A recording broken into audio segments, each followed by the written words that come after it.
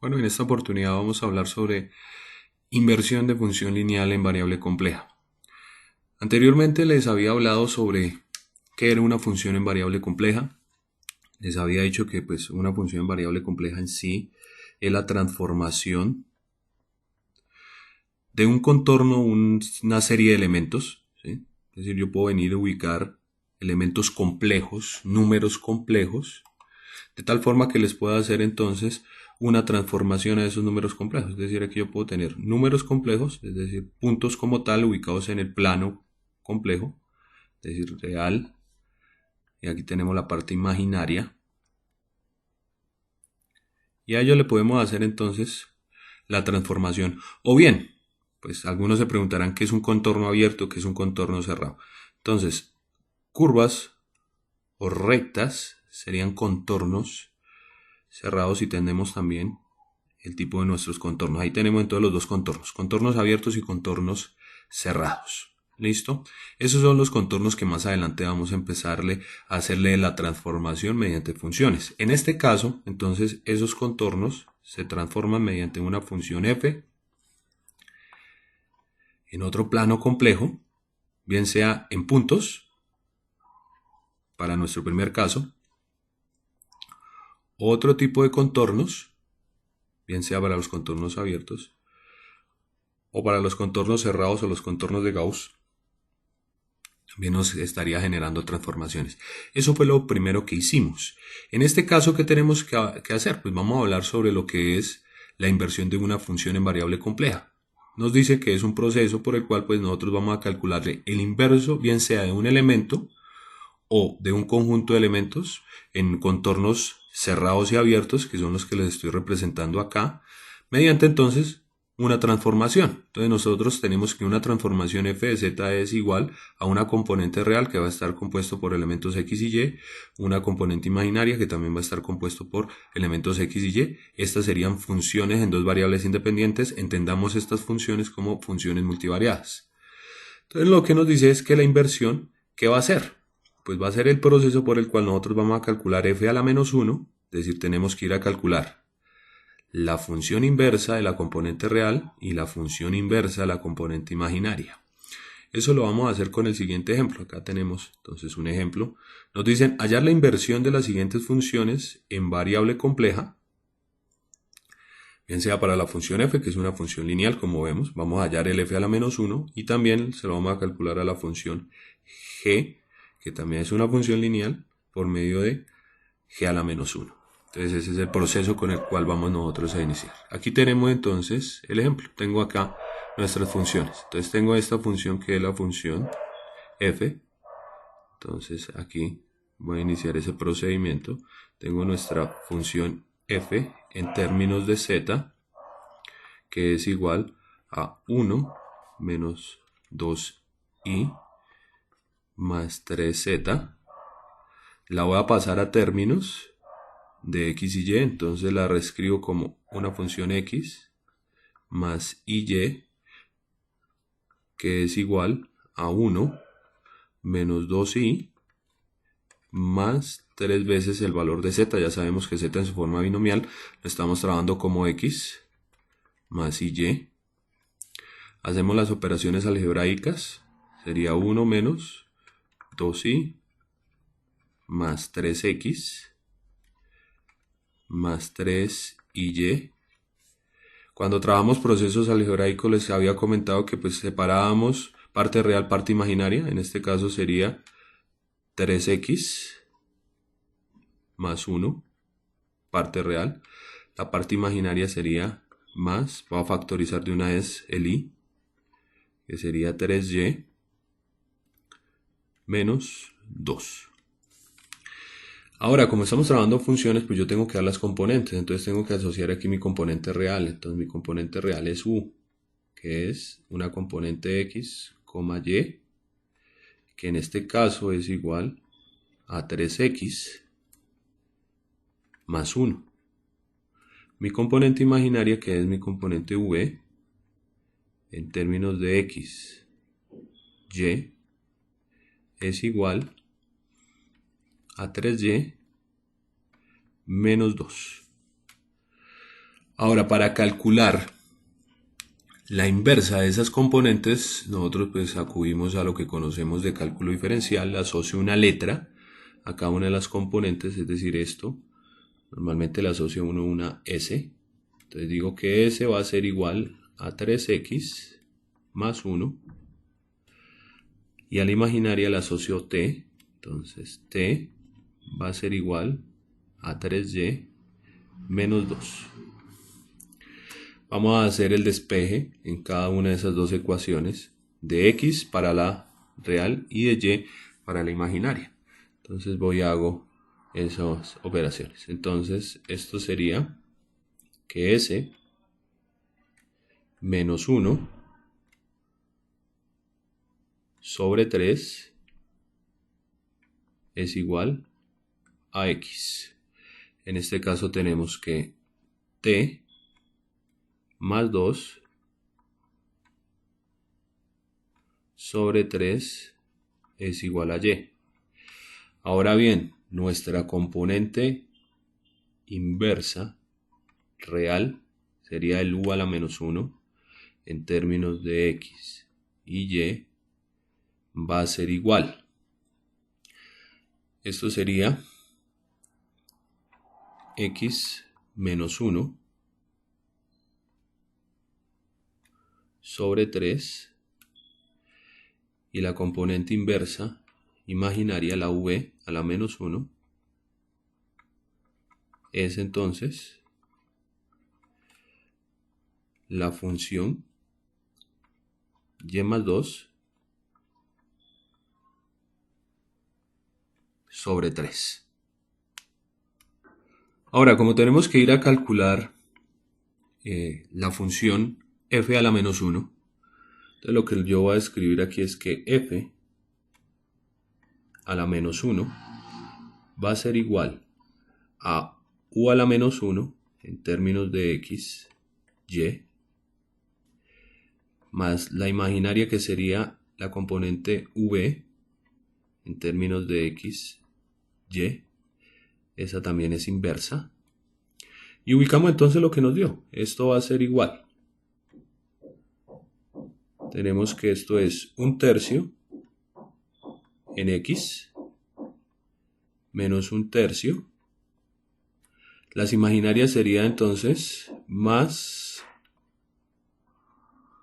1/3 en y más 2/3 en y. Separo acá, continúo por aquí, de tal forma que eso me va a dar que f a la menos 1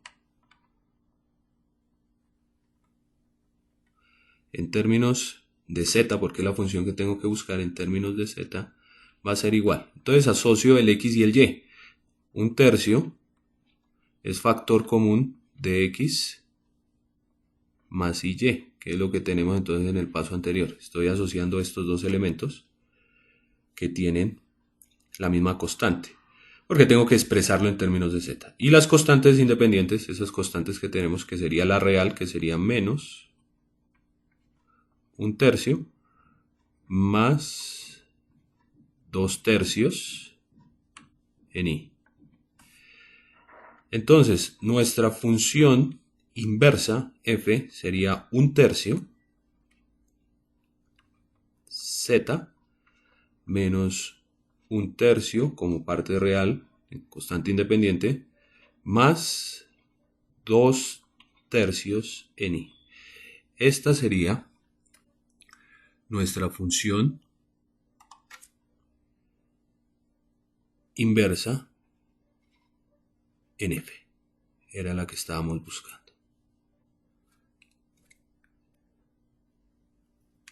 Ahora tenemos que hacer el mismo procedimiento con la función g. Entonces aquí tenemos nuestra función g, que es una función en términos de z, que obviamente tenemos que pasarla a términos de x, y, que quedaría igual a 3i más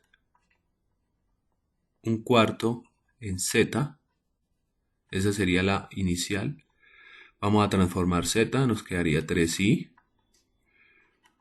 más un cuarto que afecta a x más y. Hacemos esas operaciones. Esto nos daría igual a 3i más un cuarto en x más un cuarto en y. Vamos a dar componentes. Entonces nuevamente escribimos acá nuestra componente real en términos de x y y va a ser igual a ¿cuánto? Entonces la parte real de esta expresión es un cuarto en x. Nuestra componente imaginaria, nuestra componente v, esa componente v en términos de x y y es igual a un cuarto en y más 3. Recordemos que cuando expresamos componentes no utilizamos, sobre todo en la componente imaginaria, no utilizamos el i. ¿Listo? Ahora vamos a hacer el mismo procedimiento que hicimos con el ejercicio anterior, que es calcular el u a la menos 1. Para eso tenemos que asociarle una letra diferente a cada una de las componentes. Entonces lo que yo tengo que venir a hacer es que esto lo voy a expresar como hicimos en la función anterior como s.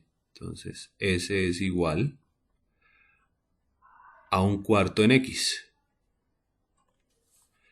Y por este lado tenemos que t va a ser igual a un cuarto en y más 3. Tenemos entonces que despejar de la componente real, tenemos que despejar a x, y de la componente imaginaria tenemos que despejar a y. Entonces hacemos esas operaciones y vamos a decir que 4 veces s es igual a x. Y en la imaginaria vamos a tener que t a la menos 3, eso multiplicado por 4, va a ser igual a y. Bueno, yo estoy haciendo el procedimiento completo. Ustedes se pueden de pronto detener a hacer esos despejes un poco más detallados. De pronto haciéndole pausa al video y mirando pues, cómo es que yo estoy haciendo los despejes. Yo lo estoy haciendo directamente. Es decir, acá en este caso el 3 que estaba sumando lo pasé directamente a restar. El 4 que estaba dividiendo lo pasé a multiplicar a toda la expresión. Eso quiere decir que ahora bien yo puedo escribir la componente u a la menos 1 en términos de xy, que va a ser igual a 4x. De pronto no lo expliqué en el ejemplo anterior. Acá lo que yo hago es lo que se utiliza normalmente en cálculo diferencial cuando se están calculando inversas de algunas funciones. Asocio una letra, pero como la función está en términos de x, como vemos acá, esa componente está en términos de x, pues la inversa también debe estar en términos de x. Entonces lo que yo estoy haciendo es cambiar s por x. Lo mismo ocurre acá en la imaginaria. Tenemos acá que venir a ubicar la componente inversa de la imaginaria. Entonces lo que yo hago es sustituir a t por y, dado que la función inicial que me dieron está en términos de y. Entonces aquí lo que yo voy a decir es que esto es 4y menos 12, haciendo de una vez las operaciones. Ahora lo que tengo que expresar es la función g a la menos 1. Entonces aquí yo tengo que escribir que g a la menos 1 en términos de z, que hay que expresarla en términos de z, es una función que va a estar compuesta por ¿quién? Componente real, componente imaginaria a la menos 1, que es lo que nos está asociando aquí la teoría. Aquí lo tenemos, la teoría nos asocia a eso. Entonces voy y hago, ubicamos el 4x como componente real, más 4y, que sería la componente imaginaria, menos 12i. Tengo que asociar los x y los y, pues en este caso vemos que ambos tienen un factor común, que es 4, que es factor de x más y que a eso se le va a restar 12y. Esto me daría igual a 4 veces el valor de z menos 12y. Esa función que acabamos entonces ahí de calcular nosotros, que es la función g a la menos 1 en términos de z, sería entonces bien nuestra función inversa. Esta que tenemos acá es nuestra función inversa a nuestra función g que nos dieron al inicio, esta función que nos dieron acá. ¿Listo? Y en el otro caso tenemos que esta que está acá es la función inversa a la función f que nos dieron. Eso es entonces lo que es la función inversa en variable compleja, que normalmente se conoce como inversión de la función lineal. Muchas gracias por su atención y continuaremos trabajando todos los conceptos de funciones, bien sea para contornos cerrados, contornos abiertos o para elementos en el plano complejo. Muchas gracias.